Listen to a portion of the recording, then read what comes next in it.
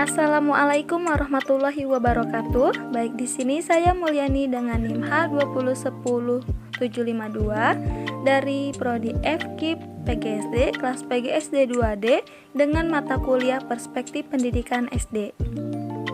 Baik, di sini saya akan mempresentasikan tentang mutu pendidikan sekolah dasar. Selanjutnya, hakikat mutu pendidikan. Mutu dapat diartikan sebagai gambaran dan karakteristik menyeluruh dari barang dan jasa yang menunjukkan kemampuannya dalam memuaskan kebutuhan yang diharapkan. Mutu dapat juga dikaji sebagai konsep yang relatif. Definisi relatif ini meninjau mutu bukan sebagai suatu atribut, suatu produk atau pelayanan, tetapi sebagai suatu hakikat. Kualitas dapat diberikan pada suatu produk atau layanan yang memiliki spesifikasi tertentu. Mutu itu sendiri bukan merupakan suatu akhir, tetapi suatu tujuan akhir dari produk untuk memenuhi standar. Mutu produk atau pelayanan dalam konsep relatif tidak berkaitan dengan mahal atau eksklusif. Produk tersebut juga tidak harus sesuatu yang sifatnya istimewa. Produk mungkin biasa saja, lumrah dan akrab. Layanan sekolah dapat dikatakan bermutu jika dibuat sederhana tetapi penting dan memenuhi standar, yang artinya produk tersebut harus tepat sesuai dengan tujuan. Menurut Salis 1993 nomor 23. Mutu juga yaitu sebuah pencapaian produk atau pelayanan menjadi sesuatu yang spesifik dan memiliki gaya yang konsisten. Mutu juga dapat dipandang sesuatu yang paling memuaskan kebutuhan dan keinginan konsumen. Jadi, hakikatnya, mutu pendidikan SD itu dalam konteks pendidikan mencakup 3, yaitu input, proses, dan output pendidikan. Baik, selanjutnya, perspektif pengembangan mutu pendidikan sekolah dasar. Pendidikan merupakan pemrosesan majemuk yang melibatkan sejumlah institusi yaitu keluarga, sekolah, dan masyarakat. Sekolah sebagai salah satu institusi pendidikan mengemban peran yang berat. Salah satunya karena adanya tuntutan peningkatan kualitas sekaligus mengemban peran penjaga nilai moral dan budaya.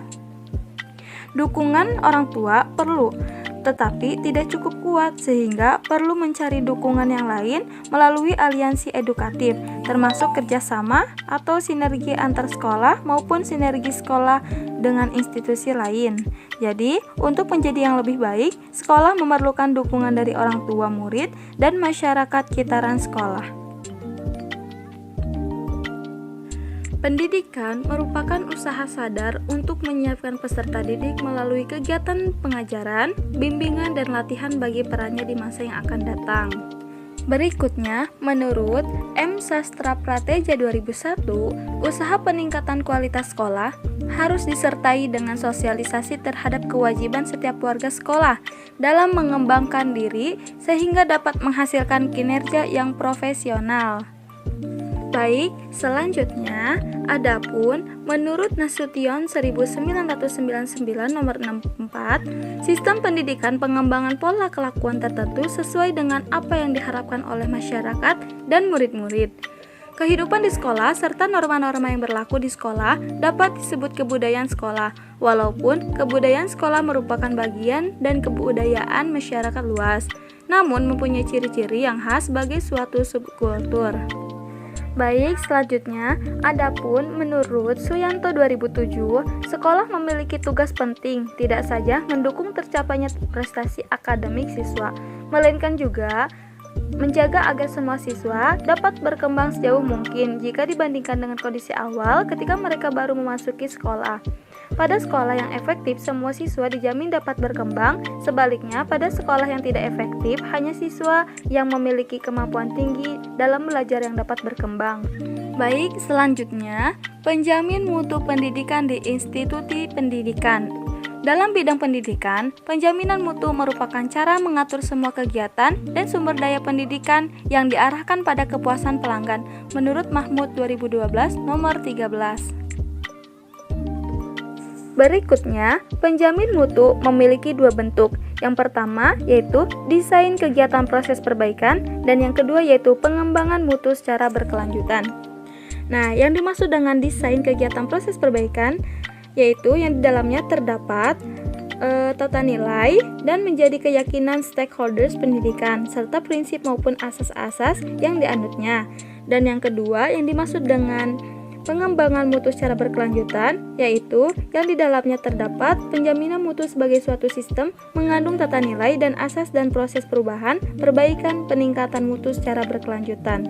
Menurut Mahmud 2012 nomor 13. Baik, cukup sekian presentasi penjelasan dari saya. Mohon maaf apabila kurangnya datang dari saya. Akhirul kalam. Wassalamualaikum warahmatullahi wabarakatuh. Terima kasih sudah menyimak video dari saya. Semoga bermanfaat.